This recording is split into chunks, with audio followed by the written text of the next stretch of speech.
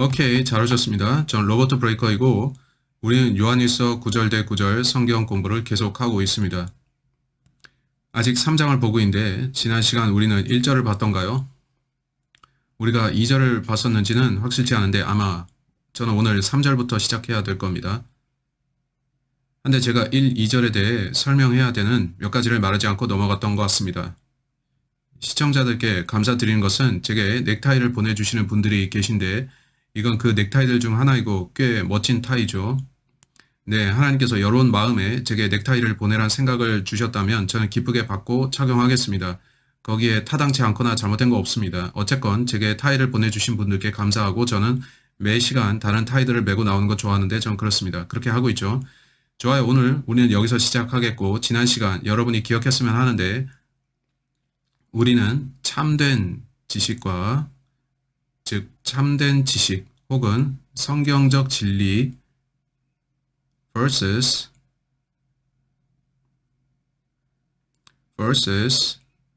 악한 지식의 이야기를 했습니다. 우리는 후자를 또한 뭐라고 부르죠? 영지주의 혹은 거짓 지식이라고 합니다. 사람이 만든 지식이죠. 여러분은 어떠실지 모르지만 저는 진리를 원하고 진리는 성경에서 옵니다. 여러분이 거짓말을 믿고자 하거나 성경과 다른 어떤 것을 가르치는 분파, 교파에 속하고 있다면 주의하는 편이 좋습니다. 우리는 지난 시간 봤지만 세상에는 많은 비밀결사들이 존재하고 그들의 가르침은 심히 잘못되어 있습니다. 그들은 거짓을 가르치는데 그러면서 기독교를 모방하려고 합니다. 제가 거기서 깨달은 것들 중 하나는 마귀가 아주 어리석다는 겁니다. 그는 자기 혼자서 생각하는 게 하나도 없습니다. 마귀가 하는 일은 전부 성경에서 가져온 것들입니다. 그는 대단한 모방자이고 그는 하나님을 모방합니다. 따라서 저는 그가 그렇게 사람들을 속이고 있다고 봅니다. 그가 사람들을 속이는 이유는 그가 그들을 기만해서 마귀의 메시지가 좋은 것으로 착각하게 만들고자 하는 것입니다. 마귀의 가르침은 매우 좋게 보이지만 사실은 아니기 때문이죠.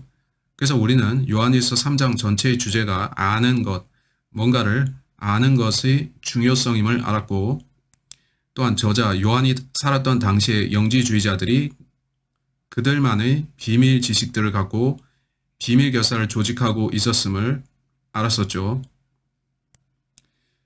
그걸 여러분이 이해하셨다면 요한일서라는 책이 온통 여러분의 이 책 전체가 큰 의미를 갖는 걸 알게 되죠. 의미를 갖는다는 겁니다. 여러분이 요한일서를 보시면서 언제나 이렇게 해야 됩니다. 전에도 말했지만 우리는 요한이 바울과 일치하는지 확인해야 합니다. 오케이?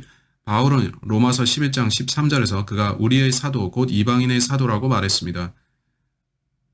저는 어떤 사람들을 만났는데 그들을 뭐라 부를지 모르겠지만 극단적 세대주의자를 할 수 있겠는데 제 옛 스승은 그런 사람들을 그 용어로 불렀습니다. 그들 중 다수가 말하기를 요한일서는 우리를 위한 책이 아니다. 요한일서는 바울과 일치하지 않기 때문이다 라고 합니다. 하지만 우리가 지금까지 봤던 바로는 요한은 바울과 잘 맞습니다. 거의 모든 부분에서 제 말은 아직까지 그가 바울과 일치하지 않는 점은 찾지 못했다는 거죠. 1장에서 그는 주의 아들 예수 그리스도의 피가 우리를 모든 죄에서 깨끗게 한다 했고 그건 바울의 말과 같죠. 이는 바울도 예수의 피가 우리를 모든 허물과 죄들에서 깨끗게 한다 했기 때문입니다.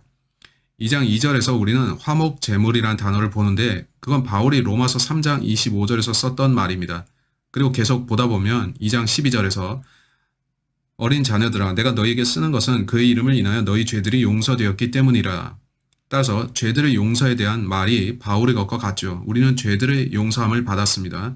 따라서 우리가 읽다 보면 바울과 일치되는 점이 많은데 바울은 믿는 자의 영원한 안전을 가르쳤고 그건 한 번 구원, 곧 영생은 영원하다는 것입니다. 저는 25절에서 그걸 보는데 그가 우리에게 약속하신 약속이 이것이니 곧 영원한 생명이니라.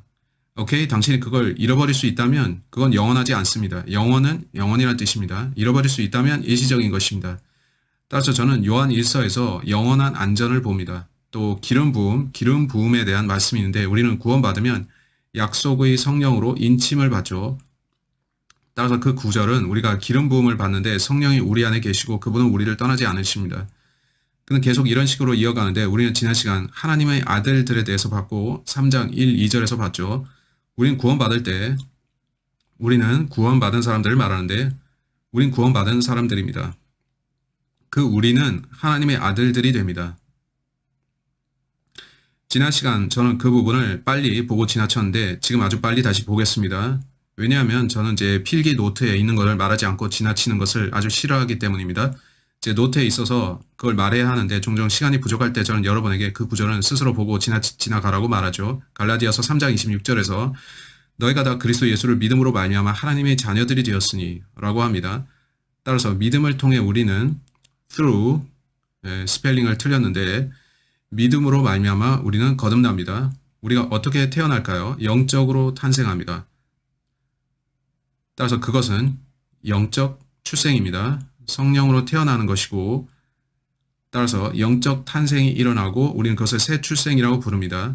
그리고 저는 지난 시간 말씀드렸지만 어떤 바이블 빌리버라고 자처하는 크리스찬들이 복음은 저와 마찬가지로 가르치면서도 저는 그 점에 대해서는 그들에게 고맙게 생각해서 극단적 세대주의자들을 비웃고 비난하고 싶지는 않지만 그들이 성경과 다르게 가르치는 부분에서는 그걸 지적해야 되고 사람들에게 그걸 주의하고 경계하라고 말해야 됩니다. 저는 지난 시간 말씀드렸는데 어떤 사람들이 거듭남이 교회 시대의 교리가 아니라고 믿는다고 했죠. 그들은 거듭남이 휴거 이후의 교리이고 유대인들의 거듭남에 적용된다고 말합니다. 지금 우리는 거듭나지 않는다고 하죠. 제가 한번 어떤 목사를 만났는데 그는 거듭남을 부정했습니다. 저는 웃을지 울지 몰라서 표정 관리하면서 말했죠. 그래서 당신은 자신이 구원 안 받았다는 건가요? 아니요. 저는 구원 받았지만 단지 born again이라는 용어를 안 씁니다. 저는 사용합니다. 바울이 썼기 때문이죠. 저는 지난 시간 바울이 거듭남에 대해 말한 구절들을 예로 들었습니다. 그들은 바울은 born again이라는 말을 안 썼어요 라 하는데 맞습니다. 바울은 born again이라는 용어 그대로 쓰진 않았고요. 하지만 그는 고린도전서 4장 15절에서 복음을 통해 태어난다는 뜻으로 begatten이라는 용어를 썼습니다. 로마서 8장 14절, 갈라디아서 4장 5절에서 그는 우리가 하나님의 아들들이라 말했는데 히브리서 12장 5절로 8절에서도 그렇게 했죠. 따라서 바울은 우리가 하나님의 아들들이 된다고 합니다. 태어나지 않았다면 어떻게 아들이 되죠? 제게 아들이 있는데 그는 태어났습니다. 그래서 그는 제 아들이 됐는데 그가 어느 날 제 집 문 앞에 나타나서 헤이 황새가 저를 물고 왔는데 제가 당신의 아들이라고 하네요 라고 한 게 아닙니다. 자녀는 아들이 되려면 먼저 태어나야 하죠. 그래서 저는 거듭남의 교리를 믿습니다. 이렇게 요한일서 3장을 들어가겠는데 여러분은 2절을 주목하시기 바랍니다. 주목할 단어는 now, 이제는입니다. 1절부터 보세요. 보라, 아버지께서 어떠한 사랑을 우리에게 주셔서 우리로 하나님의 아들들이라 불리게 하셨는가. 우리가 구원받으면 하나님의 아들들이 됩니다. 그러므로 세상이 우리를 알지 못하나니 이는 세상이 그분을 알지 못했기 때문이라. 자, 이제 2절 보세요. 사랑하는 자들아, 이제는 우리가 하나님의 아들들이라. 우리가 어떻게 될 것인지는 아직 나타나지 아니하였으나 그가 나타나시면 우리가 그와 같이 되리라는 것을 아노니 이는 우리가 그분 그대로 그분을 볼 것이기 때문이라. 따라서 제가 거듭났을 때 하나님의 아들이 되었고 그건 구원받을 때죠. 이제 여기 이제는이라 되어 있죠. 그 거듭남은 사람들이 가르치듯이 다음 시대의 사건이 아닙니다. 그래서 저는 그들처럼 가르치지 않고 저는 성경대로 가르칩니다. 저는 오늘날 성경대로 거듭남이 있다고 말합니다. alright? 저는 그들을 비난하는 건 아니지만 그들의 가르침을 따르지 말라고 경고합니다. 주의하세요. 오케이.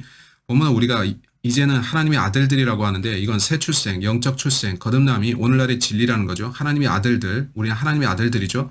이제는 우리가 하나님의 아들들이라. 우리가 어떻게 될 것인지는 아직 나타나지 아니하였으나 그가 나타나시면 우리가 그와 같이 되리라는 것을 아노니 이는 우리가 그분 그대로 그분을 볼 것이기 때문이라. 저자는 예수께서 나타나실 때를 언급하는데 예수님의 오심이죠. 저는 그가 휴거를 말한다고 보는데 저는 그 때를 참으로 기다립니다.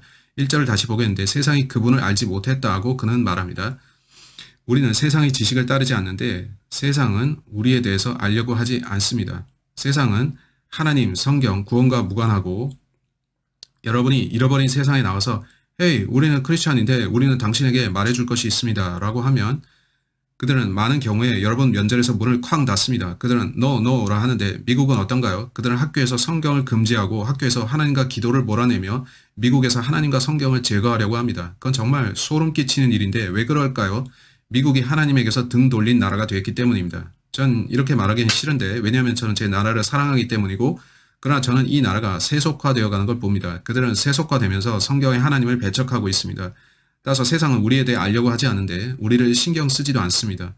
한데 예수께서 요한복음 8장에서 어떻게 말씀하는지 보세요. 제게 놀라운 것은 우리가 요한 1서를 읽을 때 저자가 말하는 것 중 아주 많은 것들이 이미 그가 요한복음에 기술했던 내용이라는 사실입니다. 따라서 저는 의문의 여지 없이 요한 1서의 저자가 요한복음을 기록한 그 요한임을 확신합니다.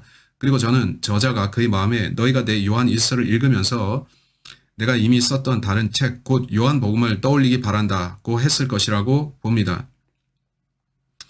따라서 그는 요한일서를 읽는 독자들이 이미 요한복음을 읽었을 것이라고 생각하고 이 서신서를 쓰고 있는 것입니다. 이제 요한복음 8장 12절 예수님이 말씀하십니다. 그때 예수께서 다시 그들에게 말씀하시기를 나는 세상의 빛이라 나를 따라오는 사람은 결코 어둠 속에 다니지 아니하고 생명의 빛을 얻으리라고 하시더라. 이제 12장 46절을 보세요. 12장 46절 요한복음 12장 46절은 말씀하기를 나는 빛으로 세상에 왔나니 누구든지 나를 믿는 사람은 어두움에 거하지 않게 하려 함이라. 따라서 세상은 잃어버린 바 되었습니다. 전 그런 말을 하기는 싫습니다만 여기에 세상이 있고 여기에 교회가 있습니다. 물론 교회는 구원받은 사람들을 뜻하고 세상은 잃어버린 죄인들을 뜻하죠. 성경은 교회에 대해 말하는데 교회의 머리는 그리스도이고 그리스도는 빛입니다. 세상의 머리는 누굴까요? 그는 스몰 G 가신데 루시퍼 사탄입니다. 그는 어두움이고요. 또 그는 어둠 속에 거하는데 따라서 세상은 어둠 속에 있습니다. 따라서 그건 어둠과 빛, 낮과 밤 같은 것인데 문자 그대로입니다. 선과 악, 의와 불의, 또한 완전한 진리와 거짓입니다. 그건 극과 극이죠. 제가 발견한 흥미로운 것은 제가 지난 시간 언급한 것 같은데 스타워즈 시리즈를 제가 얘기했었죠. 제게 흥미로운 점은 여러분이 스타워즈 무비를 보면 악한 세력의 정점에 시스가 있고 제다이는 선한 세력의 우두머리들이죠. 한데 누군가 말하길 제다이도 완전히 선하지는 않다고 합니다. 여러분은 no, 좋은 사람들은 그렇게 말하면 안 돼 라고 하는데 만일 선한 사람들이라면 선과 악을 완전히 구분해야 돼. 그 중간은 없어 라고 하죠. 한데 그 제다이들은 제가 볼 때 현대의 제수이트에 대응되는데 솔직히 말해서 그런 부분은 흥미롭습니다. 이제 에베소서 6장 12절을 봅시다. 에베소서 6장 12절 성경이 어떻게 말씀하나요? 먼저 11절부터 봐야 되겠군요. 11절을 보세요. 너희는 마귀의 술책에 대항하여 설 수 있도록 하나님의 전신 갑옷을 입으라. 술책은 계책과 같은 말이죠. 12절 이는 우리의 싸움이 혈과 육에 대항하는 것이 아니라 정사들과 권세들과 이 세상 어둠의 주관자들과 높은 곳들에 있는 영적 악에 대항하는 것이기 때문이니라. 우리가 누구와 싸운다고 하죠? 이 세상 어두움의 주관자들이라고 하는데 이 세상을 다스리는 지도자들과 통치자들 중 다수가 구원받지 못한 자들입니다. 그들은 영적인 어두움 가운데 거하고 있습니다. 그 자들은 우리를 지배하길 원하지만 우리는 No, 예수께서 우리의 머리이시고 그가 우리의 통치자이십니다. 그들은 No, 너희는 우리에게 복종해야 된다 라고 하고 그들은 예전에 우리에게 성경의 하나님을 대적하는 일을 하도록 시키지는 않았는데 감사하게도 여러 해 동안 그들은 그렇게 하진 않았습니다. 그러나 지금은 세상이 기독교를 완전히 굴복시키고 통제하려 하는 때로 들어가는 것 같습니다. 그들은 No, 더 이상 기독교인은 용납 못한다 라고 하는데 세상은 예수님이 초림하셨던 당시로 돌아가는 것 같습니다. 예수님 당시에 세상 사람들 대다수는 이교도들이었고 그들은 자기들의 신들을 섬겼습니다. 그러자 예수 그리스도가 오셨는데 참 하나님, 창조주이신 그는 세상의 빛이셨습니다. 아주 많은 사람들이 그분께 빛이 임한 것을 받고 바울의 전파를 통해 성경은 그가 온 세상을 바꿨다고 알려주는데 세상이 발칵 뒤집혔습니다. 수많은 사람들이 예수께 왔고 그를 구주로 믿었습니다. 세상의 빛이 임했는데 그 놀라운 일이죠.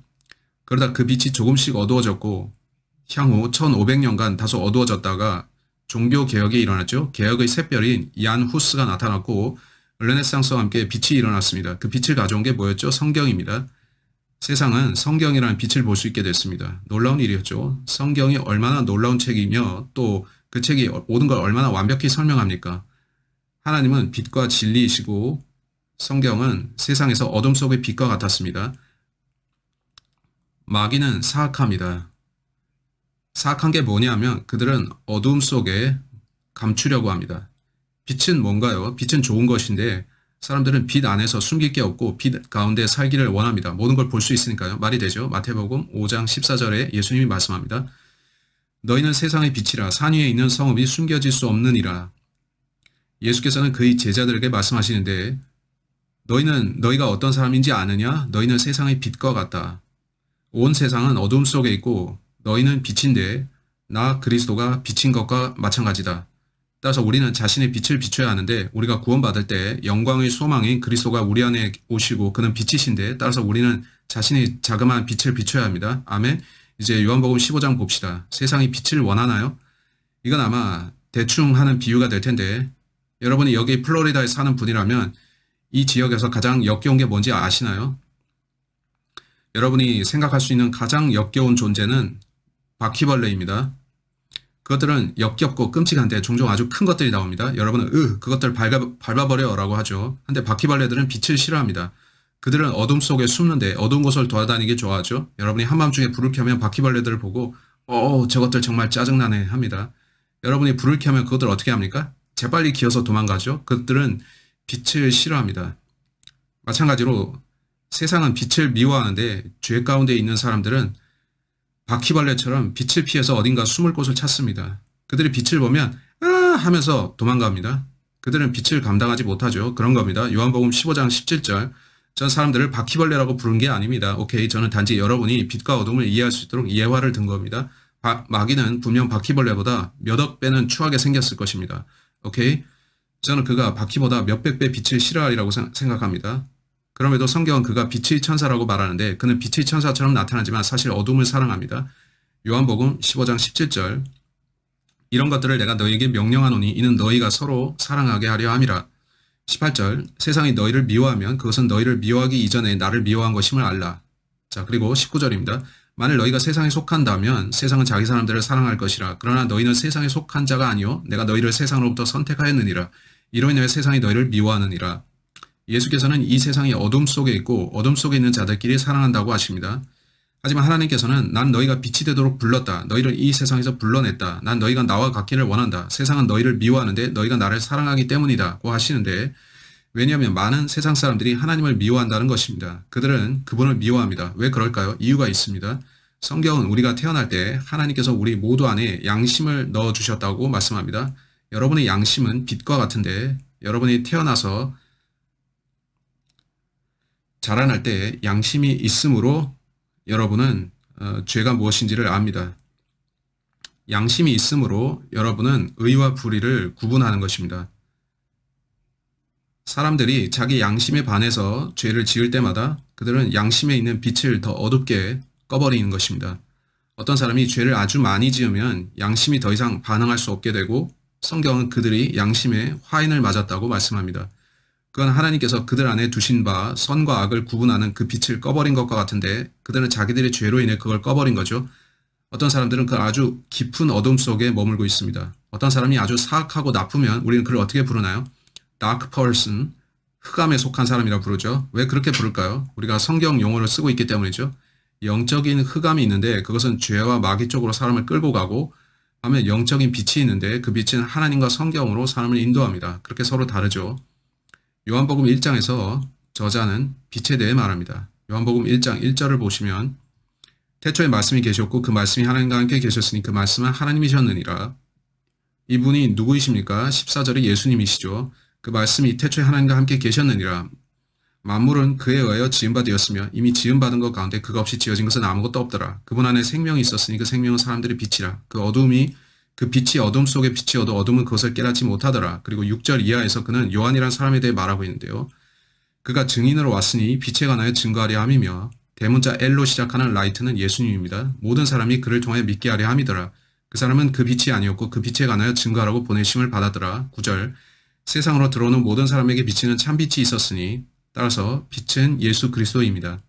예수 그리스도는 빛이시죠. 디모데 후서 1장 따라서 이 모든 것, 마귀와 하나님 사이의 이 모든 전쟁을 단순화시켜서 영적으로 말하자면 그건 빛과 어둠의 전쟁입니다. 오케이? 여러분이 그걸 더 잘 이해하기를 원한다면 여러분이 동굴 여행을 한번 해볼 것을 추천합니다. 동굴 탐사를 한번 해보실 것을 추천합니다. 제가 잘 기억은 안 나는데 테네시, 켄터키 혹은 버지니아에서 그런 경험을 했는데요. 우리는 동굴에 갔고 가이드는 동굴 투어를 인도했습니다. 그것은 아주 아름다웠고 훌륭했는데 흥미로웠죠. 우리가 수천 피트 아래로 내려갔던가 혹은 1000피트를 내려갔나? 안내자들이 자, 이제 우리가 랜턴을 끄겠는데 그러면 여러분은 완전한 어둠이 뭔지를 아실 겁니다. 하고 그들은 불을 껐습니다. 우리는 땅속 한가운데 이 동굴 속에 있었는데 제가 손을 눈앞에 흔들어도 손도 보이지 않았습니다. 제 손은 거기 있었지만 볼 수 없었죠. 전 주위를 둘러봤지만 아무것도 보이지 않았고요. 흑암 속에서 당신은 아무것도 볼 수 없습니다. 그들이 다시 불을 켜자 저는 주위 사람들과 또 다른 것들을 볼 수 있었고 정말 안도했습니다. 빛이 없으면 당신은 아무것도 볼 수 없는데 빛은 사물을 비춰주기 때문입니다. 빛이 있어야 색깔 같은 걸 볼 수 있는데 빛은 아주 중요하고 빛이 없으면 여러분은 어둠 속에 있게 되고 아무것도 못 보는 것입니다. 빛은 우리에게 중요한 것이죠. 예수 없이 당신은 볼 수 없는데 보려면 당신은 그의 지식이 필요합니다. 마귀의 지식으로 가지 마세요. 마귀는 당신을 영적으로 흑암 가운데 장님으로 만들려 합니다. 디모데후서 1장 10절 성경이 어떻게 말씀하나요? 그러나 이제는 우리 구주 예수 그리스도의 나타나심으로 그것이 드러났으니 그는 죽음을 폐기하시고 복음을 통하여 생명과 불멸을 밝히셨느니라. 빛나는 또 다른 것이 있습니다. 그게 뭔지 아나요? 복음입니다. 복음은 빛과 같습니다. 따라서 크리스찬들이 세상에 전파해야 되는 것은 복음인데 그래야지 어둠 속에 있는 사람들이 볼 수 있습니다. 종종 잃어버린 죄인은 어둠 속을 걷는 사람과 같은데 그들은 볼 수가 없기에 넘어져 뒹굴고 뭔가 찾으려 하고 붙잡으려 하지만 그들은 볼 수가 없습니다. 근데 저 멀리에 작은 불빛이 보이고 그들이 더 다가가면 빛이 좀 더 밝아지는데 그것은 복음의 빛입니다. 그들이 복음을 믿고 받아들이면 갑자기 모든 것이 선명해지고 와우, 내가 전에 보지 못했던 것들이 이제 보이는구나. 이전에 전혀 몰랐던 것을 이제 알게 되었구나 하게 되죠. 왜냐하면 여러분은 예수라는 빛을 갖게 되었으니까요. 여러분은 성경이라는 빛을 갖게 된 거죠. 여러분은 복음이라는 빛을 갖게 됐고 이제 볼 수 있습니다. 고린도후서 4장 4절 사실 3절부터인데 그러나 만일 우리 복음이 가려졌다면 그것은 구원받지 못한 자들에게 가려진 것이라. 잃어버린 죄인들은 복음의 빛이 없는데 그들 어둠 가운데 있습니다. 4절 그들 가운데 이 세상의 신이 small g god 비밀 결사들이 따르는 자인 사탄 루시퍼를 말합니다. 그들 가운데 이 세상의 신이 믿지 않는 자들이 마음을 어둡게 하여 하나님의 형상이신 그리스도의 영광스러운 복음의 광채가 그들에게 비치지 못하게 하느니라. 따라서 복음은 어둠 속에 비치는 빛과 같습니다. 따라서 하나님의 아들들인 우리 구원받은 자들은 잃어버린 죽어가는 세상에 복음의 빛을 비추고 또 비춰야 하며 잃어버린 자들에게 전파해야 합니다. 마치 우리가 이들 중 하나인 것과 같죠. 이런 것들 중 하나인 것 같죠. 여러분 이거 본 적 있습니까? 저는 이것을 좋아하는데 이건 정말 아름답습니다. 우리는 등대와 같은 존재들입니다. 저는 등대를 그리 잘 못 그리는데 우리는 등대와 같은 사람이죠. 등대가 뭐 하는 건가요? 등대는 크고 거대한 빛을 비추는데 비행둘러 비추죠. 우리도 그래야 해야 하는데 우리는 복음의 빛을 비추는 등대가 되어야 합니다. 우리는 빛을 내야 합니다. 교회들도 그렇게 해야 하는데 교회는 지역사회에서 그래야 되고 사람들이 교회로 와서 복음의 메시지를 들어야 합니다. 하지만 안타깝게도 오늘날 많은 교회들이 복음 전파가 그들의 주 임무인 것을 망각한 채로 있습니다. 그들 우리가 지역사회로 나가서 가가호호 방문하면서 사람들에게 그리스도와 구원에 대해서 권면하고 설명해야 되는 걸 잊었습니다. 그들은 빛을 비추어야 되는 사명을 잊어버렸는데 그들은 지역사회에 선한 간증을 남겨야 하는 걸 잊었습니다. 많은 현대 교회들이 그렇게 하지 않습니다. 그러나 교회는 등대와 같아야 합니다. 전 등대를 좋아하는데 그건 참 멋지죠. 등대가 없으면 어떻게 되나요? 등대가 있기 때문에 배들은 모래톱에 좌초되지 않습니다. 등대는 배가 해변으로 난파되는 것을 막아줍니다. 등대는 어디가 육지인지 알려주고 배들이 해안으로 접근할 때 그들의 위치를 알려줍니다. 여러분이 배를 모는 사람이라면 등대의 존재는 필수적입니다. 전 최근에 배를 탈 기회가 있었는데 작은 보트를 타고 바다를 돌아다닐 좋은 기회가 있었습니다. 제가 언제 기회가 되면 그 경험을 여러분께 말씀드리겠습니다만 저는 언제나 항해에 대한 주제로 설교하고 싶었습니다. 그건 우리에게 방향의 중요성을 알려주는데 방향성이 중요하죠. 항해라는 주제에서 배울 것이 아주 많습니다. 브레이커 가문은 언제나 배를 몰았었는데 제 조부, 아버지, 저와 또 그 이전 여러 세대에 걸쳐서 저희 가문에는 선장과 선원들이 있었습니다. 전 제 혈통 속에 바다로 나가서 항해하고 싶어하는 열망이 있는 것을 느낍니다. 빛이라는 건 이런 겁니다. 오케이. 이제 요한일서 3장으로 갑시다. 보라, 아버지께서 어떠한 사랑을 우리에게 주셔서 우리로 하나님의 아들들이라 불리게 하셨는가. 그러므로 세상이 우리를 알지 못하나니 이는 세상이 그분을 알지 못했기 때문이라. 여러분이 누군가를 사랑한다면 여러분은 그들에게 진리를 말하겠죠. 복음의 빛은 진리입니다. 여러분이 사람들을 사랑하지 않는다면 그들이 어둠 속에 있는 것을 방치하겠죠. 그러한 여러분은 어둠 속의 사람들을 보면서 아주 기분 좋을 텐데 저는 아닙니다. 저는 사람들이 좀비들처럼 어둠 속에서 좌충우돌하는 걸 원치 않습니다. 저는 그들이 복음의 빛을 보고 그 안으로 오길 원합니다. 이제 2절, 사랑하는 자들아 이제는 우리가 하나님의 아들들이라. 따라서 우리는 거듭났고 그건 미래의 약속이 아닙니다. 이제는 우리가 하나님의 아들들이라. 우리가 어떻게 될 것인지는 아직 나타나지 아니하였으나 전 이것이 아주 흥미로운데 이 표현 때문입니다. 그는 우리가 휴거 때 바뀔 것이라고 하는데 본문은 휴거를 나타냅니다. 그는 우리가 어떻게 변화될지 말하는데 우리는 그리스도와 같이 변화될 겁니다. 따라서 예수 그리스도께서 성경대로 죽고 장사되고 셋째 날 부활하셨는데 우리는 그 사실을 복음이라고 부릅니다. 또한 복음은 당연히 고린도전서 15장 1절로 4절에 나오는 것이죠. 자, 여기다 씁시다. 1절로 4절입니다. 그가 어떻게 죽으셨나요? 그는 피 흘려 죽으셨습니다. 예수께서 죽으실 때 무슨 일이 일어났습니까? 그의 시신이 무덤에 안치되고 그의 혼은 땅의 심장에 내려가셨습니다. 그의 혼이 몸으로 돌아오시자 그의 몸과 혼이 결합되면서 예수님이 일어나셨죠.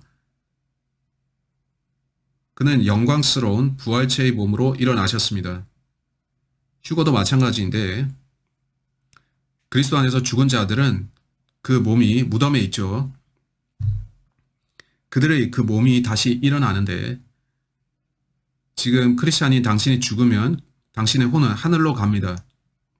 성경은 예수께서 휴거를 위해 오실 때 하늘에 있는 혼들을 데려오실 것이며 땅에 있는 그들의 몸과 결합시켜서 그들로 영광스러운 몸을 입게 하여 그분과 같게 하실 것이라 말씀합니다. 2절을 다시 읽어봅시다. 사랑하는 자들아 이제는 우리가 하나님의 아들들이라. 우리가 어떻게 될 것인지는 아직 나타나지 아니하였으나 그가 나타나시면 우리가 그와 같이 되리라는 것을 아노니 이는 우리가 그분 그대로 그분을 볼 것이기 때문이라. 이제 3절을 봅시다. 그분 안에서 이 소망을 가지는 사람은 이 소망이라고 합니다. 그가 뭘 말하는지 2절에서 확인하세요. 그는 바울처럼 환난 전 휴거를 말하고 있습니다. 그가 나타나실 때 그가 어떻게 오시나요? 휴거 때입니다. 휴거를 위해 그가 오실 때 우리는 눈 깜짝하는 사이에 그와 같이 될 것인데 그것이 우리 소망입니다. 여러분은 바울이 디도서에서 휴거를 우리의 복된 소망이라 말한 것을 아십니까? 그 복된 소망, 곧 위대한 하나님이신 우리 구주 예수 그리스도의 영광스러운 나타나심을 기다리게 하셨음이니 그건 휴거입니다. 따라서 다시 한번 여기서 요한은 바울과 완전히 같은 교리를 가르칩니다. 전 요한이 바울의 가르침과 다르다는 걸 보지 못합니다. 바울이 말한 환난전 휴거로 가봅시다. 데살로니가 전서 4장 또 고린도 전서 15장을 봅시다. 데살로니가 전서 4장 휴거는 성경에 나옵니다. 제게 여전히 이메일이 오고 댓글이 달리는데 로버트 브레이커 성경에 휴거라는 건 없어요 라고 그들은 말합니다. 아니요. 성경에 있고 요한일서에도 있습니다. 요한일서에서 저자는 예수께서 오실 때 우리가 그와 같이 될 것이라 말합니다. 그는 우리가 바뀔 것이라 말하는데 우리는 그의 몸처럼 영광스러운 몸을 갖게 될 겁니다. 데살로니가 전서 4장 13절을 보세요. 형제들아 잠든 자들에 관해서는 너희가 모르게 되는 것을 원치 아니하노니 그는 우리가 뭔가 모르기를 원치 않습니다. 참된 지식을 가지는 게 얼마나 중요한지를 상기하세요. 이는 너희가 소망이 없는 다른 사람들과 같이 슬퍼하지 않게 하려는 것이라. 잠들었다는 말은 그들의 혼이 하늘에 있지만 몸이 무덤에 자고 있다는 건데 그는 구원받은 크리스찬들의 몸에 대해 말하고 있습니다. 14절 예수께서 죽었다가 다시 살아나신 것을 우리가 믿는다면 그와 같이 하나님께서는 예수 안에서 잠든 자들도 그와 함께 데리고 오시리라. 우리가 주의 말씀으로 너에게 이것을 말하노니 주께서 오실 때까지 살아남아 있는 우리가 잠들어있던 자들보다 결코 앞서지 못하리라. 주께서 호령과 천사장의 음성과 하나님의 나팔소리와 함께 하늘로부터 친히 내려오시리니 그러면 그리스도 안에서 죽은 자들이 먼저 일어나고 그리고 나서 살아남아 있는 우리도 바울은 자신이 살아있는 때를 포함해서 휴거가 언제라도 일어날 수 있다고 믿었는데 그는 휴거 설교자였습니다. 살아남아 있는 우리도 공중에서 주와 만나기 위해 그들과 함께 구름 속으로 끌려 올라가려니 그리하려 우리가 영원히 주와 함께 있으리라. 그러므로 이러한 말로 서로 위로하라. 이제 고린도 전서 15장으로 갑시다. 고린도 전서 15장 휴거 때 어떤 일이 일어날까요? 변화가 일어납니다. 고린도 전서 15장 51절 보라 내가 너희에게 한 가지 신비를 말하노니 우리가 다 잠잘 것이 아니요 오히려 우리가 모두 변화될 것이니 마지막 나팔소리에 눈 깜짝하는 순간에 그러하리라. 나팔소리가 나면 죽은 자들이 썩지 아니하는 몸으로 일으켜지며 우리도 변화되리라. 그리하여 이 썩을 몸이 반드시 썩지 아니할 몸을 입고 이 죽을 몸이 반드시 죽지 아니할 몸을 입으리라. 이 썩을 몸이 썩지 아니함을 입고 또 이 죽을 몸이 죽지 아니함을 입게 되면 그때 사망이 승리 속에 삼킨 바 되었느니라고 기록된 말씀이 이루어지리라. 자, 이런 식으로 계속 이어지는데 그가 무엇에 대해 말하고 있나요? 그는 환난 전 휴거를 말하고 있습니다. 요한일서 3장 2절로 돌아와서 그가 뭐라고 하나요? 사랑하는 자들아, 이제는 우리가 하나님의 아들들이라. 우리가 어떻게 될 것인지는 아직 나타나지 아니하였으나 그가 뭘 말하고 있나요? 우리는 아직 그의 모습을 갖추지 않았다는 겁니다. 그게 무슨 뜻인가요? 우리는 자신이 영광된 몸을 입을 때 어떻게 될지를 아직 보지 못했다는 거죠. 근데 그가 또 말합니다. 그가 나타나시면 환난 전 휴거입니다. 우리가 그와 같이 되리라는 것을 아노니 이는 우리가 그분 그대로 그분을 볼 것이기 때문이라. 따라서 우리는 영광된 몸을 입게 될 것인데 그건 휴거 때입니다. 제가 영광스러운 몸을 입게 되면 저는 그와 같아질 텐데 그 말은 제가 예수님이 입으신 것과 같은 영광스러운 몸을 입게 될 거란 말입니다. 이제 여러분은 그가 무슨 말을 하는지 아시겠죠? 따라서 저는 요한일서 3장 2절에서 환난 전 휴거를 확인하는데 여러분 보십니까? 그러기를 바랍니다. 바로 거기에 있습니다. 우리는 자신의 눈으로 그분을 보게 될 텐데 어떤 사람들은 이렇게 말하려고 합니다. 브레이커 당신 틀렸습니다 하면서 그들은 환난 중간 휴거를 말합니다.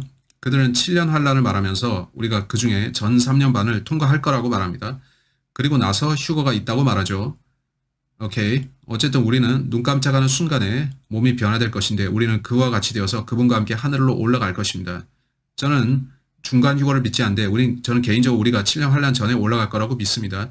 왜냐하면 성경은 다니엘서에서 그 7년이 이스라엘을 위한 예언적 기간이라 말씀하고 예레미야서에 보면 그때를 야곱의 고난의 때라고 부르죠. 야곱은 이스라엘입니다. 따라서 그 7년 환란은 이스라엘 민족에 대한 기간이지 교회를 위한 기간이 아닌데 우리가 거기에 있을 이유가 없죠. 왜 우리가 그걸 통과해야 되죠? 아니죠. 그래서 저는 환란 중간 휴거 믿지 않는데 저는 그게 바른 성경 교리가 아니라고 믿습니다. 이는 휴거가 예수께서 그의 신부를 데려가는 사건이기 때문이죠.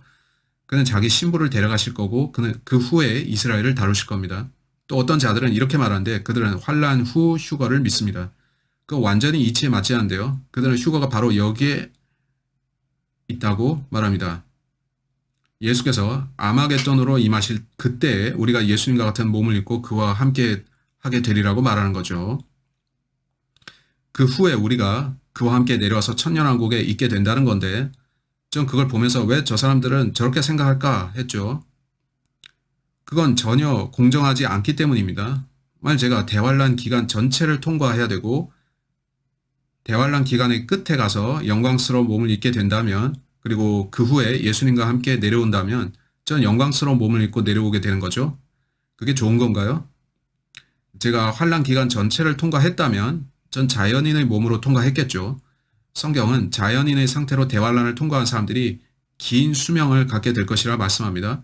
하나님께서 땅의 저주를 제하실 것이고 그렇다면 저는 자연인의 몸으로 1000년 기간을 사는 게 더 좋지 않을까요? 왜 저는 더 이상 자연인으로 몸으로 살 권리를 빼앗기고 몸이 바뀌어야 됩니까?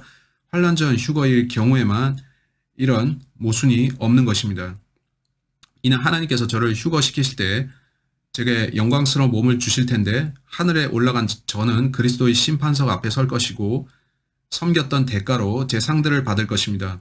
그리고 영광된 몸을 입은 저는 그와 함께 아마겟돈으로 돌아오는데 저는 그와 함께 땅을 통치할 겁니다. 그렇게 되는 건데 그게 아니라면 저는 휴거를 원치 않을 겁니다. 전 차라리 대환란을 통과한 다음 자연인의 몸을 갖고 살고 싶을 건데 그러면 저는 1000년 동안 아이들을 더 낳겠죠. 아십니까? 환란 전 휴거가 없다는 생각을 하는 사람들은 모든 것을 망쳐버립니다. 제가 향후 1000년간 자연인으로 살 기회가 있다면 왜 부활체를 굳이 입어야 합니까? 왜 그 사람들이 그렇게 가르치는지 전 모르겠습니다만 전 2절에서 환란 전 휴거를 발견합니다. 자, 이제 3절. 그분 안에서 이 소망을 가진 사람은 자신을 정결케 하느니라. 요한일서 3장을 보는 많은 사람들이 이번 장을 보면서 요한이 행위구원을 가르쳤다고 말합니다. 그들은 여기서 특정 구절을 끄집어내서 죄인이 계명을 준수해서 구원받는 것처럼 보이게 설명합니다. 본문은 그러한 구절 중 하나인데 제가 의도적으로 지금 어떻게 했는지 아십니까? 저는 본문을 다 읽지 않고 중간에 끊었습니다. 그들도 읽다가 중간에 구절을 끊곤 하죠. 그들이 하는 일이 뭔가요? 그들은 그분 안에서 이 소망을 가진 사람을 자신을 정결케 한다 하고 읽고는 자, 당신은 자신을 정결케 해야 된다. 선행을 하라. 당신이 자신을 정결케 하면 하나님이 당신을 받아주신다고 합니다. 이 구절의 의미는 전혀 그렇지 않습니다. 본문이 어떻게 말씀하나요? 그분이 정결하신 것처럼이라 합니다. 우리는 구원받을 때 이미 정결케 됩니다. 우리는 예수 그리스도의 피로 씻겨지고 정결케 됩니다. 그 점을 요한일서 1장 7절에서 확인되죠. 그의 아들 예수 그리스도의 피가 우리를 모든 죄에서 깨끗하게 하시느니라. 따라서 구원받을 때 저는 정결케 되었습니다. 근데 정결케 된 것은 제 혼이고 구원은 제 혼이 그리스도를 통해 구원받은 겁니다. 자, 이것은 저희 몸인데 이것이 우리의 몸입니다. 구원을 받을 때 저는 제 혼이 구원을 받았습니다. 제 혼은 저희 몸 안에 있는데 현재 죄에서 씻겨진 것은 제 혼입니다. 혼이 구원받았죠? 휴거는 저희 몸이 구원받는 것입니다. 제 몸은 휴거 때까지 구원받지 못합니다. 그렇다면 그가 본문 3절에서 뭘 말하고 있는 건가요? 그분 안에서 이 소망을 가진 사람은 누구나 그분이 정결하신 것처럼 자신을 정결케 하느니라. 따라서 제 육신은 저는 이 몸 안에 살면서 간혹 생각하는데 저는 예수께서 다시 오시는 그때를 저희 복된 소망을 간절히 기다립니다. 그 생각이 저를 정결케 하는데 제가 육신 안에서 거룩한 삶을 살게 하죠. 왜냐하면 예수께서 오신다는 생각을 하는 시간이 많을수록 죄를 짓고 싶은 마음이 줄어들기 때문입니다. 그가 오실 때 제가 죄 짓는 상태로 발견되고 싶지 않으니까요. 따라서 그건 제 몸을 정결하게 하는데 도움을 주는데 그가 정결하신 것처럼 저도 깨끗한 삶을 살게 해주죠. 제 혼은 그리스도의 피로 정결케 되었기에 그건 이미 깨끗게 되었습니다. 여러분 이번 장에서 이것에 대해 이해하고 넘어갈 필요가 있죠. 사람의 두 본성이라는 것 말입니다. 오케이? 이거 어디다 써야 될지 모르겠는데 쓸 게 많습니다. 일단 쓰겠는데 여기에 구원받지 못한 죄인이 있습니다. 또 여기엔 구원받은 사람이 있습니다. 전 여러분에게 구원받은 사람과 받지 않은 사람의 차이점을 설명드리려고 합니다. 그 둘 사이에는 상당한 차이점이 있는데 꽤 많은 차이가 있습니다. 저는 아주 기본적인 걸 말씀드리겠는데 제가 그림 실력이 더 좋았으면 하는데요. 하지만 저는 최선을 다해서 여러분에게 이 부분을 묘사해서 알려드리겠습니다. 오케이? 모두가 데살로니가 전서 5장 23절을 보면 알 수 있는 사실인데 우리들 모두는 세 부분으로 이루어져 있습니다. 우리는 세 부분으로 이루어져 있습니다. 우리는 몸을 가졌는데 그걸 우리는 육체라고 부르죠. 이것은 물리적인 부분인데 몸은 우리의 물리적인 부분이죠. 몸입니다. 한데 우리는 혼과 영 또한 갖고 있습니다. 그것은 우리의 영적인 부분입니다. 우리가 이 세상에 태어날 때 영은 죽은 채로 태어났는데 그래서 우리는 3분의 2짜리 인간입니다. 우리는 0.666인데 여러분은 3분의 2를 소수점으로 나누면 0.666이 되는 거 아시죠? 여러분이 계시록 가보시면 짐승의 표를 얘기하는 대목에서 짐승의 숫자가 666이라고 언급하고 동시에 그게 사람의 숫자라고 하죠. 왜 666이 사람의 숫자인 것일까요? 이 세상에 태어난 모든 사람이 영적으로 죽어서 태어나고 그건 우리 조상들의 원래 조상인 아담이 죄를 지었을 때부터 그러했습니다. 그가 죄를 짓자 하나님의 성령이 떠나셨죠. 이 세상에 태어나는 모든 사람들은 성령이 없이 태어납니다. 그들은 영적인 몸인 혼을 갖고 태어났는데 혼은 위와 아래의 두 장소 중 하나, 하늘이나 지옥, 즉 흡연 혹은 금연 구역에서 살겠죠. 죄인의 영은 죽어 있는데 영의 자리가 비어 있으므로 영지주의자들, 비미결사들, 루시퍼 숭배자들처럼 마귀가 그 안에 들어갈 수가 있고 아니면 우리가 구원받을 때 하나님의 성령께서 우리 안에 들어오십니다. 따라서 우리의 영이 차지하는 자리가 비어 있는데 그곳이 채워져야 합니다. 우리는 혼과 몸을 가졌습니다. 그래서 우리는 두 본성을 가졌는데 하나는 육신적 본성이고 다른 하나는 영적 본성입니다. 대부분의 세상 사람들은 매우 육신적인데 그들은 항상 몸에 대해서 또 몸으로 할 수 있는 일에 대해 생각합니다. 그들이 알지 못하는 것은 그들의 육체 안에서 행하는 일이 자기들의 혼에 영향을 준다는 것입니다. 그들의 몸이 짓는 죄가 그들의 혼에 영향을 주는 걸 모르죠. 그들은 자기들의 영이 죽어 있고 대신 악령들로 채워질 수 있다는 것을 알지 못합니다. 따라서 여러분은 구원받을 때 뭔가가 일어납니다. 이 점에 대해서 이후 몇 구절을 보겠는데 지금은 약간만 다루고 언급하겠습니다. 나중에 더 자세히 다루겠는데 성경은 여러분이 구원을 받을 때 하나님이 성령께서 저는 자주색으로 칠하겠는데 자주색은 왕권의 색이기 때문이죠. 구원받을 때 하나님이 성령이 여러분 안에 내주합니다. 성령은 어디로 들어오시나요? 당신의 영 안으로 들어오십니다. 따라서 여러분이 구원을 받을 때 혼이 구원받는 겁니다. 여러분의 혼이 예수 그리스도의 피로 씻겨집니다. 성령께서 여러분 안에 내주하시게 되며 여러분의 혼은 예수 그리스도의 피로 씻겨집니다. 성경은 이제 여러분이 새 피조물이 되었다고 말씀하는데 새 피조물은 이겁니다. 새 피조물은 그 사람의 영과 혼입니다. 따라서 혼은 여전히 그 안에 있고 혼은 예수 그리스도의 피로 씻겨졌습니다. 예수님의 피로 씻겨졌죠. 한데 당신은 여전히 죄악되고 끔찍한 육신을 갖고 있습니다. 그 몸을 여전히 갖고 있는 겁니다. 몸은 죄를 지을 수 있고 또한 짓습니다. 하지만 여러분 몸 안의 새 피조물은 성령께서 그 안에 계신데 성령은 죄를 짓지 않습니다. 따라서 여러분이 구원받았다면 두 본성을 갖습니다. 하나님의 본성은 여러분의 혼에 또 여러분 안에 내주하는 그분의 영, 그 새 피조물 안에 있고 반면 여러분은 타락한 속성을 띤 자연적 육신의 올무에 걸려서 꼼짝 못할 수도 있습니다. 따라서 전쟁과 싸움이 있습니다. 여러분은 육신과 싸워야 합니다. 그것에 대해 잠시 살펴볼 텐데 5절, 6절을 본 다음에 말씀드리겠습니다. 이제 본문을 읽고 나서 그 이슈를 봅시다. 요한일서 3장 3절로 갑시다. 그분 안에서 이 소망을 가지는 사람은 누구나 그분이 정결하신 것처럼 자신을 정결케 하느니라. 따라서 휴거의 소망은 정결케 하는데 우리가 몸으로써 정결케 살게 합니다. 예수님이 언제 오실지 모른다고 급하게 생각하면 그렇죠. 그분이 정결하신 것처럼 뭐가 정결하죠? 제 혼이 예수의 피로 씻겨져서 눈처럼 정결하게 되었죠. 4절이 어떻게 말씀하는지 봅시다. 죄를 짓는 자마다 또한 율법도 범하는 것이니 죄는 곧 율법을 범하는 것이라. 사람들은 당신이 죄를 지으면 구원받지 못한다고 하는데 그건 요한이 하는 말이 아닙니다. 그는 여기서 죄가 뭔지를 정의 내리고 있습니다. 그는 죄가 율법을 범하는 것이라 말하는데 여러분이 죄를 지으면 율법을 범하는 거죠. 그가 여러분에게 율법을 지키라고 하는 것은 아닌데 그는 그렇게 말하진 않았습니다. 그는 단지 당신이 죄를 지으면 율법을 범한다고 말하죠. 율법이 뭔가요? 성경은 율법이 우리에게 주어진 이유가 죄가 무엇인지 알게 하려 함이라 말씀하는데 누가 그러죠? 바울입니다. 바울이 말했습니다. 그건 제게 흥미롭습니다. 따라서 저는 저자가 율법을 지키라 말하는 거 보지 못하는데 많은 사람들이 본문을 왜곡시켜서 그렇게 말합니다. 5절 보세요. 그분이 우리 죄들을 없애려고 나타나신 것을 너희가 아나니 그분 안에는 죄가 없느니라. 본문의 그가 누구인가요? 예수 그리스도입니다. 그분이 우리 죄들을 없애려고 나타나신 것을 너희가 아나니 그분 안에는 죄가 없느니라. 예수 그리스도 안에는 죄가 없습니다. 이건 복음을 설명하기에 최고의 구절 중 하나죠. 복음은 고린도전서 15장 1절로 4절에 나오는데 복음은 그리스도께서 우리의 죄들을 위해 어떻게 죽으셨는가를 말합니다. 예수께서 어떠한 일을 하셨나요? 그는 십자가에서 우리 죄들을 위해 죽으셨습니다. 이제 성경은 예수께서 육신으로 나타나신 하나님이라고 가르칩니다. 또 바울은 고린도후서 5장 21절에서 예수 그리스도에 대해서 말하죠.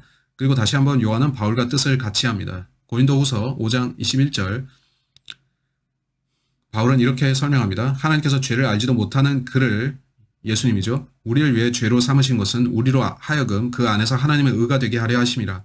따라서 예수 그리스도는 한 번도 죄를 짓지 않으셨는데 그가 우리로 하나님의 의가 되게 하려고 우리를 위해 죄가 되셨습니다.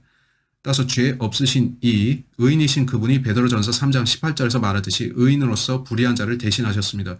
베드로전서 3장 18절 그리스도께서도 죄들로 인하여 한 번 고난을 받으사 그리스도인 의인으로서 불의한 자를 대신하셨으니 이는 육신으로는 죽임을 당하셨으나 성령에 의하여 살림을 받으심으로 우리를 하나님께로 인도하려 하심이라.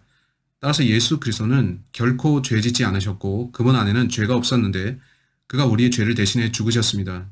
무죄한 분이 우리를 위해 죄가 되셨죠.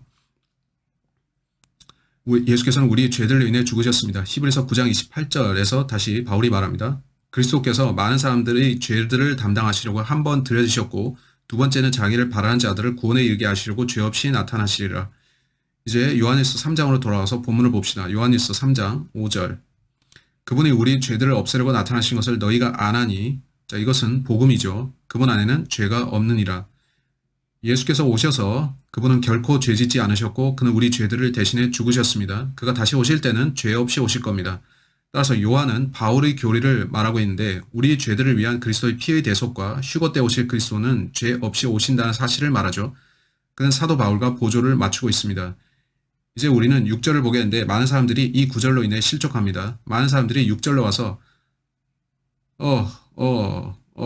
하다가 이 구절을 어떻게 봐야 될지 모르겠군 합니다. 그래서 제가 이 구절을 설명드리겠는데 이 구절은 우리의 두 본성에 대해 언급하는 내용입니다. 본문이 어떻게 말씀하신지 보세요. 6절은 이렇게 말씀합니다. 그분 안에 거하는 자마다 죄를 짓지 아니하나니 죄를 짓는 자는 누구나 그분을 보지 못하였으며 알지도 못하였느니라. 따라서 요한은 주 안에 거하는 자마다 죄를 짓지 않는다고 말합니다.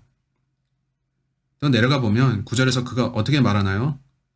하나님께로부터 태어난 사람은 누구나 죄를 짓지 아니하나니 이는 하나님의 씨가 그 사람 안에 거하며 또 죄를 지을 수 없는 것은 그가 하나님께로부터 태어났기 때문이라. 많은 사람들이 이 구절을 보면서 그는 여러분이 구원받을 때부터 더 이상 죄 짓지 않는다고 가르친다고 합니다. 저는 사람들이 그런 말 하는 거 듣는데 저는 구원받은 이래로 죄 짓지 않았습니다. 결코 안 지었습니다. 라고 합니다. 전 그저 웃으면서 그런가 봅니다 하죠. 저자가 구원받은 사람이 죄를 결코 짓지 않는다고 말하고 있나요? 아니요. 그는 그렇게 말한 게 아닙니다. 여러분은 바울이 사람의 두 본성에 대해 가르친 걸 알아야 됩니다. 그걸 알고 나면 여러분은 본문의 의도를 알 것입니다. 그는 6절에서 말합니다. 그분 안에 거하는 자마다 죄를 짓지 아니하나니 여러분이 예수 그리스도 안에 거한다면 새 피조물이며 그건 영적 본성에 해당합니다. 그 본성은 죄 짓지 않습니다. 그렇다면 뭐가 죄 짓는 거죠? 크리스찬도 죄 짓나요? 네, 안 됐지만 크리스찬들도 항상 죄를 짓고 그들은 많은 죄를 짓고 있습니다. 사람들은 그것을 보고 그들이 지옥에 가야 된다고 하는데요. 오케이. 크리스찬이 죄 지을 때 그들이 지옥에 가야 된다고 하면 그건 성경적 가르침이 아닙니다. 성경은 죄를 짓는 것이 새 피조물이 아닌 육신이라고 말씀합니다. 왜냐하면 새 피조물은 하나님의 성령과 여러분의 혼으로 구성되어 있는 것이고 여러분과 하나님이 하나 된 존재가 새 피조물입니다. 성령께서 지옥에 가실 수는 없기에 구원받은 사람의 혼도 지옥에 갈 수 없습니다. 몸은 이 세상에서 많은 죄를 지는데 따라서 몸이 병들거나 약해질 수 있습니다. 여러분은 자기 육신에 심은 것을 거두게 되지만 여러분이 구원을 받았다면 그 안에 구원받은 새 피조물은 죄 지을 수 없습니다. 몸은 죄를 짓지만요. 그래서 제가 이 본문을 읽을 때 저는 저자가 분명히 우리에게 구원받은 사람의 영적, 육적 본성을 말하고 있다는 걸 압니다. 우리는 몸을 갖고 있지만 저자는 그걸 말하는 게 아니라 여러분이 거듭났으면 문맥상 본문에서 하나님의 아들들에 대해 말하고 있는데 아들인 새 피조물은 죄를 지을 수 없다는 거죠. 그것이 죄 짓는다면 성령께서 죄를 짓는 것이니까요. 바울이 어떻게 말했나요? 바울은 에베소서 4장 30절에서 말합니다. 하나님의 거룩한 영을 슬프게 하지 말라. 너희가 그로 인해 구속의 날까지 인치심을 받았느니라. 따라서 여러분이 몸이 죄 짓는 것은 성령을 슬프게 하는 일입니다. 크리스찬이 죄 짓는 것은 뭐가 되는 건가요? 그의 새 피조물이 죄 짓는 게 아니라 몸이 죄 짓는 겁니다. 그 점을 여러분께 입증하겠는데요. 갈라디아서 6장 15절을 가봅시다. 거기서 바울이 새 피조물에 대해 어떻게 말하는지를 봅시다. 갈라디아서 6장 15절. 따라서 여러분의 몸이 죄 짓는 것은 그 안에 성령을 슬프게 하는 일입니다. 크리스찬이 죄 짓는 건 뭐가 되는 건가요? 그 새 피조물이 죄 지는 게 아니라 몸이 죄를 지는 겁니다. 그러나 그리스도 예수 안에서는 할례나 무할례가 아무 효력이 없을 때 오직 새로운 피조물 뿐이니라. 따라서 여러분은 새 피조물이 되어야 하는데 새 출생이 그겁니다. 거듭남은 영적 출생인데 새 피조물이 되는 겁니다. 우리는 고린도후서 5장 17절에서 그걸 다시 봅니다. 이 안에 파리가 날아들어서 죄송합니다. 그게 어디서 들어왔는지 모르겠는데 고린도후서 5장 17절 보겠습니다. 그러므로 누구든지 그리스도 안에 있으면 새로운 피조물이라. 옛 것들은 지나갔으니 보라 모든 것이 새롭게 되었도다. 따라서 여러분이 구원받을 때 그 전까지 여러분은 잃어버린 죄인이었는데 그때는 육신적이었죠. 구원받고 나서 여러분은 영적인 사람이 됩니다. 성경은 육신을 죽은 것으로 여기라는 말을 합니다. 우리는 육신의 정욕에 자신을 내줘서는 안 되고 성령 안에서 행해야 합니다. 그건 성령 안에서라는 거죠. 우리는 성령에 복종해야 하는데 하나님의 영은 죄 지을 수 없기 때문이죠. 따라서 우리가 내주하는 성령을 따르면서 올바로 행하지 않으면 죄를 짓게 됩니다. 한데 우리가 나는 정말 죄를 원해 하면서 성령이 아닌 육신 안에서 행하면 우리 몸이 죄를 지을 수 있습니다. 그런가요? 그렇습니다.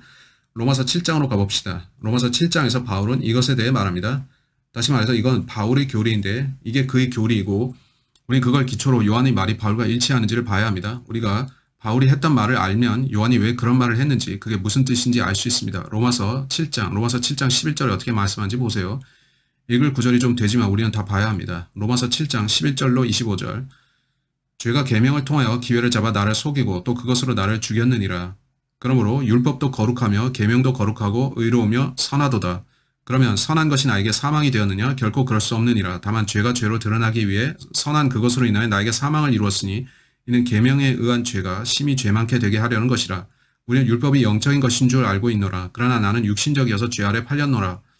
그는 구원받은 사람의 두 본성에 대해 말합니다. 하나는 육신적 본성인데 그는 여전히 육신 안에 있고 그러나 영적 본성도 있죠. 구원받을 때 여러분은 내주하는 성령을 갖게 됩니다. 15절. 내가 행하는 것을 내가 알지 못하노니 이는 내가 원하는 것은 행하지 아니하고 오히려 내가 미워하는 것을 행함이라. 그러므로 만일 내가 원치 않은 것을 행하면 내가 율법이 선하다는 것에 동의하노라. 그러나 이제는 그것을 행하는 것은 더 이상 내가 아니요 내 속에 거하는 죄니라. 내 안에 곧 내 육신 안에는 여러분의 몸입니다. 선한 것이 거하지 않는 줄을 내가 아노니 원함은 내게 있으나 선한 것을 어떻게 행하는 것인지는 알지 못하노라. 내가 원하는 선은 행하지 않고 원치 않는 악을 행하는도다. 이제 만일 내가 원치 않는 것을 행하면 그것을 행하는 것은 더 이상 내가 아니요 내 속에 거하는 죄니라. 그리하여 내가 한 법을 발견하노니 그것은 내가 선을 행하고자 할 때 악이 나와 함께 있다는 것이라. 제가 선을 행하고 성령을 따르려 하다가 실족하면 육신 안에 있게 되는데 제가 잘못하면 죄를 짓습니다. 하지만 그건 제 안에 있는 새 피조물이 죄를 짓는 것은 아니며 몸이 죄를 짓는 겁니다. 따라서 저는 그 몸을 점검해야 하며 죄와 싸워야 합니다. 그는 이것이 전쟁이라고 말합니다. 22절 보세요. 내가 속사람을 따라 하나님의 법을 즐거워하나 전 성령 안에서 행하는 걸 기뻐하는데 올바로 행하고 죄 짓지 않은 걸 원하죠.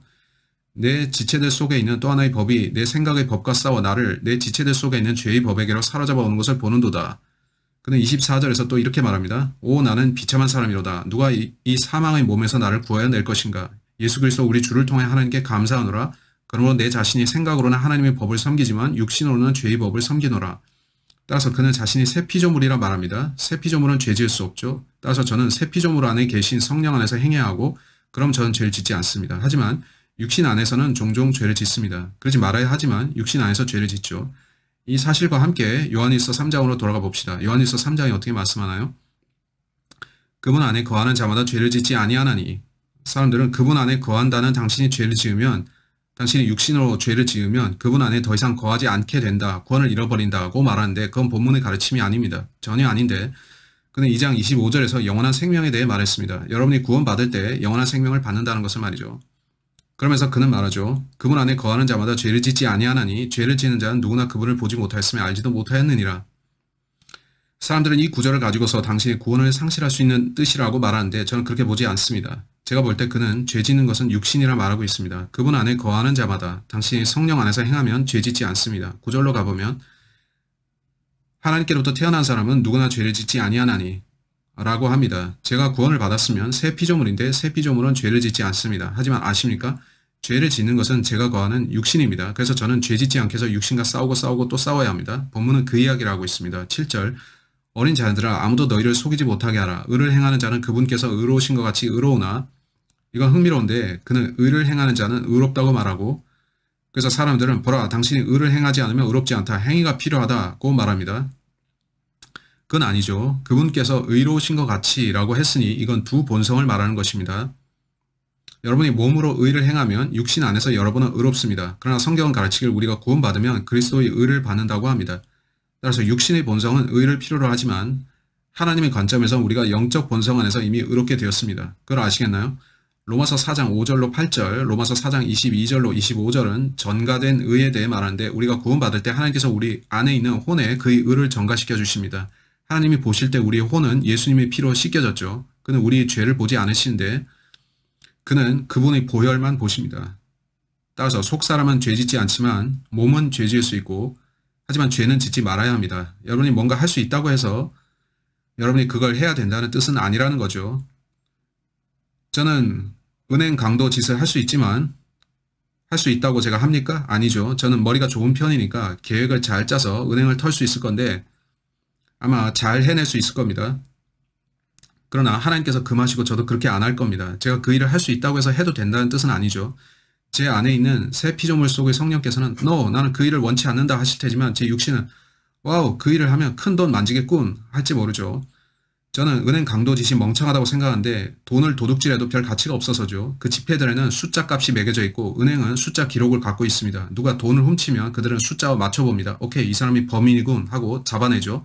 저 은행 강도 짓을 한 자들을 이해하지 못하는데 그건 가장 어리석은 짓들 중 하나입니다. 당신이 잡힐 겁니다. 여러분 제가 무슨 말 하는지 알겠습니까?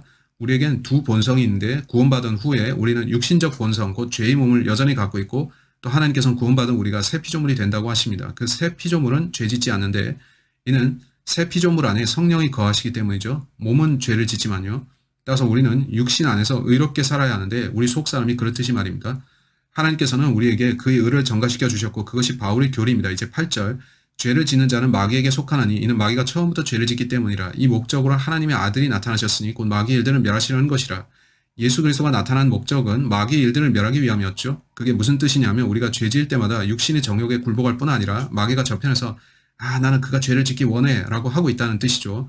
우리는 실제로 마귀가 바라는 대로 굴복하는 것입니다. 마귀는 모든 사람이 하나님을 거슬러 죄 짓기를 원합니다. 우리가 자신의 육신을 점검해야 하는 이유가 그거고 우리는 자신이 구원받은 이래 영적 세계 속에 살고 있음을 자각해야 합니다.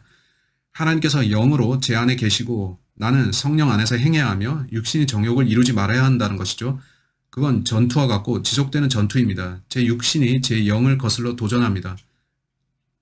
그건 두려운 일입니다. 본문의 문맥이 어떠한가요? 문맥상으로 저자는 교회에게 이걸 쓰는데 당시 교회 안에 영지주의자들이 들어와 있었습니다. 그들은 구원을 받지 않았고 이 두 본성을 갖지 않은 자들이었죠. 그들은 여전히 구원을 받지 못한 영적으로 죽은 자들이었습니다. 저자는 그 자들이 악령으로 채워져 있다고 지적합니다. 그 자들은 마귀에게 속한 자들인데 그가 어떻게 말합니까? 당신이 죄를 짓고 있다면 당신은 무슨 일을 하고 있는지 알아야 된다. 죄 짓는 당신은 마귀에게서 온 것이다. 당신은 죄 짓더라도 구원받았을 수 있지만 당신은 무슨 일을 해왔는가? 육신에게 굴복하면 마귀를 기쁘게 하는 것이다. 라고 하죠. 하지만 죄는 육신이 짓고 하나님께 속한 새 피조물 곧 값주고 사신 그 소유는 그 구절을 봐야겠지만 시간이 없으므로 여러분 따로 에베소서 1장 14절 보십시오. 12절부터를 보세요. 구원받은 이래로 우리는 값주고 사신 소유가 되었습니다. 제 혼은 더 이상 제 것이 아닌데 혼은 예수께 속했습니다. 여러분은 구원받지 못한 사람들 중 누군가 나는 내 혼을 마귀에게 팔았다고 하는 걸 보는데 그들은 마귀와 피의 맹세 혹은 계약을 맺었습니다. 내가 내 혼을 바칠 테니 나에게 이것을 해달라. 우리가 구원받을 때 우리의 혼은 더 이상 우리 것이 아니고 예수님의 것이 됩니다. 제가 제 혼을 마귀에게 팔려고 해도 팔 수 없습니다. 그렇게 될 수 없는데 제 혼이 제 것이 아니기 때문이죠. 하나님의 것인데 그가 자신의 피로 제 혼을 사셨고 그분 것이죠. 생각할수록 은혜가 되는 사실입니다. 8절 전 사무엘상 15장 23절을 보려고 했는데 시간이 없습니다. 거기 보면 거역함은 마법하는 죄와 같다고 말씀하죠. 우리가 하나님을 거역하면 하나님께서 어떻게 말씀합니까? 그건 마법하는 죄와 같다고 하십니다. 마법이 뭔가요? 마법은 마귀를 기쁘게 하는 것이고 자신을 기쁘게 하는 건데 저는 그 일을 하고 싶지 않습니다. 본문은 너무 단순화시킨 표현일지 모르지만 우리가 하나님이 원하시지 않은 일을 할 때마다 육신에게 굴복하는 겁니다. 문자적으로 마귀를 기쁘게 하는 것이고요. 그건 안타까운 일이고 그건 육신적 본성이 하는 일입니다. 이 본성은 죄 지을 수 있는데 내주하는 새 피조물은 죄를 짓지 않습니다. 따라서 제 육신이 행하는 죄의 값은 혼에 전가되지 않는데 제 혼은 용서받았습니다. 하지만 저는 제 몸이 짓는 죄의 대가를 여기서 치러야 되고 하늘의 그리스도의 심판석에서 보상들을 잃어버릴 수 있습니다. 9절 하나님께로부터 태어난 사람은 누구나 죄를 짓지 아니하나니 이는 하나님의 씨가 그 사람 안에 거하며 또 죄를 지을 수 없는 것은 그가 하나님께로부터 태어났기 때문이라. 본문에서 저자는 새 피조물에 대해 말하고 있습니다. 제 혼과 하나님의 성령이 결합해서 새 피조물이 되었는데 그 새 피조물은 죄를 짓지 않습니다. 왜냐하면 저는 영적으로 다시 태어났기 때문입니다. 그것은 영적 세계에 속한 부분이고 하나님께서 보실 때 그것은 죄가 없습니다. 하지만 저는 여전히 이 육신적 세상에 속해 있고 저희 몸은 죄를 지을 수 있습니다. 하지만 새 피조물은 죄 지을 수 없습니다. 그건 죄 짓지 않는데 여러분 저자가 말하는 의미를 아시겠습니까? 그의 말은 바울과 완벽히 조화되는데 바울은 그것에 대해 말했고 바울이 어떻게 말합니까? 여러분이 육신을 죽은 것으로 여기고 육신의 정욕을 십자가에 못 박으라. 이는 우리가 그리스도 안에서 새 피조물이고 우리는 육신 안에서가 아닌 성령 안에서 행해야 된다고 그는 말하죠. 10절 여기에서 하나님의 자녀와 마귀의 자녀가 드러나느니라. 의를 행하지 아니하는 자나 자기 형제를 사랑하지 아니하는 자는 누구나 하나님께 속하지 아니하니라. 어떤 사람들은 단지 이쪽 상태에 머물고 있습니다. 이쪽에 속한 자들도 있고요. 제가 보는 건 이겁니다. 당신이 구원받지 못한 죄인이라면 일상적으로 죄를 지을 텐데 그러다가 가장 끔찍하고 소름 끼치는 죄들도 지을 겁니다. 음행, 거짓말, 도둑질, 사기, 살인 그런 것을 저지르면서도 어떤 죄책이 없을 겁니다. 거의 항상 나쁜 느낌을 받지 않게 될 겁니다. 우리는 그것에 대해서 지난 시간 봤었는데 저는 그것이 양심에 화이 맞은 상태라고 했죠. 제가 보는 것은 잃어버린 죄인들은 죄를 지을 때 늘상 나쁜 느낌을 받지 않는다는 겁니다. 하지만 여러분이 구원받으면 몸이 죄를 지을 때 끔찍한 느낌을 받을 것입니다.